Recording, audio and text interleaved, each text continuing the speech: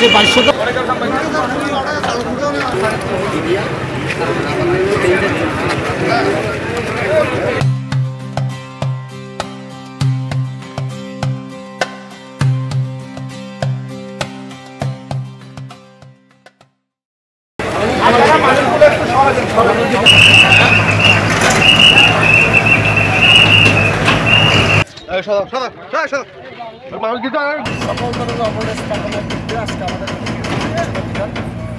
আজকে এই যে আমাদের উচ্ছেদ কার্যক্রম 50 থেকে 60 স্থাপনা আছে, আমাদেরকে 12 তারিখ কর্মবিরতি জারি করেছে, এই ব্যাপারে অবহিত করেছে।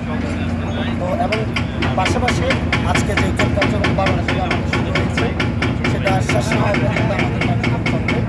আমাদের সাথে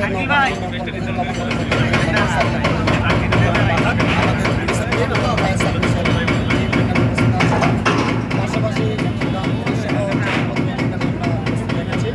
মূলত একটা বিষয়ে মেসেজ দিতে চাই, সরকারি যে কোনো স্থাপনা, যে কোনো অবৈধ দখলদার তিনি যেই দলের হোক, আমি কোনো দল বা ব্যক্তি কিছু না, আমরা জানাই সবার উপরে দেশের স্বার্থে সরকারি স্থাপনা রক্ষায় জেলা ম্যাজিস্ট্রেট স্যারের নির্দেশনে আমরা এই অভিযান অব্যাহত রাখবো।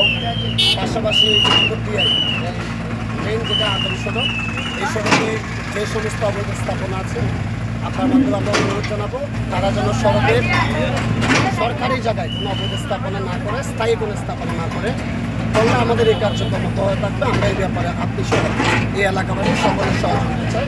ধন্যবাদ।